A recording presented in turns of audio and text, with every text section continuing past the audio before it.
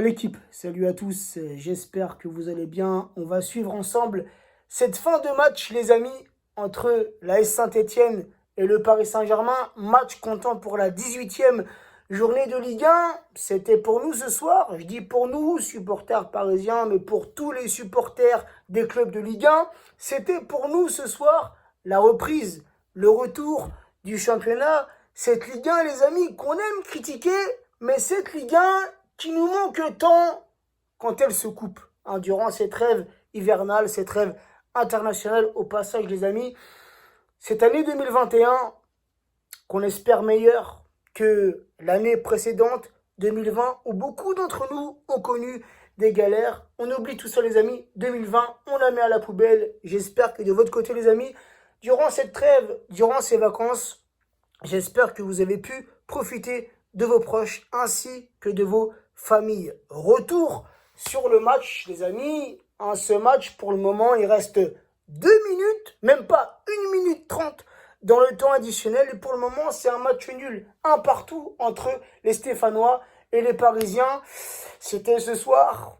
On a eu un beau cadeau de Noël durant cette trêve, on va pas se mentir. Le licenciement de Thomas Tuchel, je pense que tout le monde l'attendait. Mais tout le monde a été surpris. Moi, je pensais que Tuchel allait au moins finir la saison. Mais allez hop, prends tes bagages et rentre chez toi. Place. Place, les amis. C'était son premier match ce soir sur le banc parisien. Mauricio Pochettino, ancien entraîneur de Tottenham, de Southampton et d'un club espagnol, je ne me rappelle plus du nom. Mais surtout, Mauricio Pochettino, les amis, c'est un ancien joueur du Paris Saint-Germain, ancien défenseur central, ancien capitaine des Rouges et Bleus durant les années 2001-2003. Un capitaine qui a toujours été exemplaire, un joueur, un capitaine, un défenseur exemplaire. Et on espère qu'il le sera tout autant en tant qu'entraîneur, les amis. Et on espère qu'on ira avec lui le plus loin possible. Mais en tout cas, les amis, il vient d'arriver il y a quelques jours. Donc, c'est pas dès ce soir qu'on va pouvoir voir l'impact Pochettino sur l'effectif parisien. Car un match, les amis, en demi-temps. Une première mi-temps où on a vu du beau jeu, où on a vu du jeu collectif, un jeu bien huilé, un jeu bien structuré côté parisien, même si on se prend un but bête, un but gag, sur une erreur défensive. Kehrer, qui est le premier fautif, Kehrer qui reçoit le ballon, la première chose que tu fais quand tu es en difficulté défensivement, lance le ballon, relance-le en touche, j'en sais rien moi, mais ne relance pas dans l'axe. Un Kehrer qui relance dans l'axe, Gay qui s'en mêle les pinceaux, qui perd le ballon, ça profite à l'attaquant stéphanois qui vient tromper Navas. 1-0 pour les Stéphanois, donc déjà dans mon prono, j'étais pas mes frérots. Je voyais bien un petit 0-3, là, les Stéphanois qui ouvrent le score. Donc le prono, foiré. Mais ce que j'ai aimé, les amis, c'est la réaction de nos joueurs juste après le but. On a su, les amis, on n'a pas perdu de temps, on a su égaliser rapidement. Avec qui à l'origine du but? Donc Mbappé, qui fait le travail dans la surface stéphanoise. Mbappé, hormis quelques accélérations, quelques gestes techniques ce soir, Mbappé qui n'était pas dans son match. Mais il est à l'origine de l'égalisation parisienne. C'est lui qui, dans la surface, fait la passe à Verratti.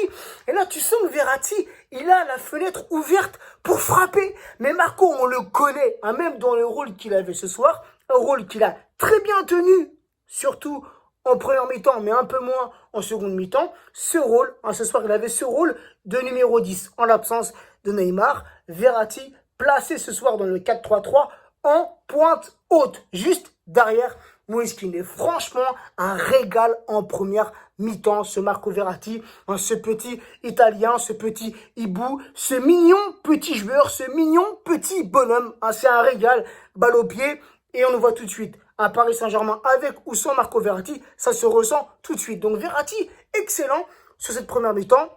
Excellent dans ses passes, excellent dans sa conservation, j'allais dire dans sa conversation du ballon, dans sa conservation du ballon. Et c'est lui qui est à l'origine, c'est lui qui fait cette passe décisive à Moïskine qui a su égaliser très rapidement. Donc ça les amis, c'est le point positif. J'ai bien aimé ce 4-3-3. Mais par contre, la deuxième mi-temps, j'ai pas compris. Pourtant, c'était les mêmes joueurs. Il n'y a pas eu de changement à la mi-temps. Mais un Paris Saint-Germain méconnaissable en deuxième mi-temps où les Stéphanois se sont procurés énormément d'occasions en seconde mi-temps. Et ce que j'ai aimé chez Pochettino, c'est les deux changements qu'il a fait très rapidement. Il a vu que ça n'allait plus, ce 4-3-3. Il a basculé, il a fait sortir Dagba, il a fait sortir... qui est-ce qui est sorti? Je crois que c'est Dagba et Gueye. Et il est passé dans un 4-4-2 avec deux attaquants, Mbappé et Moïse Kean. Mais bon, malheureusement, même avec ce changement de système, on n'a pas eu, en seconde mi-temps, on n'a pas eu d'occasion côté parisien. On n'a pas eu beaucoup d'occasions, en seconde mi-temps. Paris Saint-Germain très fébrile en seconde mi-temps. Après, il y a plein de choses, les amis, à prendre en compte avec cette trêve internationale. Beaucoup de nos Parisiens ont voyagé dans leur pays respectifs.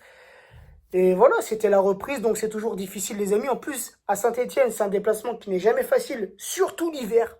Il fait très très froid à Saint-Etienne. Un terrain, j'ai l'impression, qui était un peu humide ce soir, car on a vu beaucoup de joueurs perdre leurs appuis.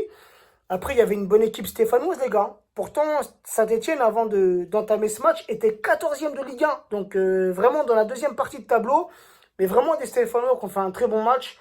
Un très très bon gardien stéphanois ce soir, qui en première mi-temps a été beaucoup sollicité et qui a su répondre présent. Pareil pour Navas, qui a été sollicité dans ce match, mais qui a su répondre présent.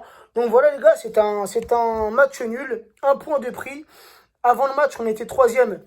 Mais vu que les Lillois se sont inclinés face à Angesco, on repasse ce soir 2e. Les Lyonnais qui conservent, pour le moment, c'est le poste de leader. Mais voilà, les gars, on peut pas tu vois ce que je veux dire, on peut pas voir tout de suite l'impact du système Pochettino sur un match, les gars. Non, ça prend du temps, ça prend des semaines, ça prend des mois. En tout cas, alors ce n'est pas une garantie.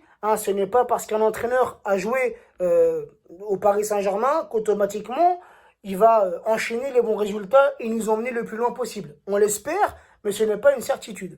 On l'avait vu avec Paul Le Guen, on l'avait vu avec Comboiré, on l'avait vu avec Ricardo, des joueurs qui ont porté le maillot parisien, qui sont par la suite devenus entraîneurs du Paris Saint-Germain et qui n'ont pas forcément eu des bons résultats. Le seul qui a vraiment eu de très bons résultats avec le Paris Saint-Germain en étant ancien joueur devenu entraîneur, c'est Luis Fernandez qui en 96 a soulevé cette coupe d'Europe des vainqueurs de coupe. Donc voilà, mais bon, personnellement, j'ai confiance en Pochettino. Il a fait vraiment du très très bon travail à Tottenham. Rappelez-vous, il les avait emmenés en finale de la Ligue des Champions. Donc voilà, je pense que c'est un très bon entraîneur qui a une vision de jeu offensive. Et ça, les amis, c'est très intéressant. Et j'avais vu une petite déclaration de Morgan Schneiderlin à l'époque où Pochettino entraînait Southampton. Schneiderlin qui avait dit que Pochettino aimait beaucoup le système de jeu en 4-2-3-1 et un jeu surtout basé sur l'offensive. Donc, avec l'effectif qu'on a, les amis, certes, pour le moment, il y a beaucoup de joueurs parisiens à l'infirmerie, mais dès qu'on va récupérer tous nos joueurs, dès que le groupe parisien sera au complet, je pense vraiment qu'il y a de quoi installer ce 4-2-3-1, surtout avec un Neymar qui aurait ce rôle de distributeur de numéro 10. Sur ce, les amis, prenez soin de vous, prenez soin des vôtres et à très vite.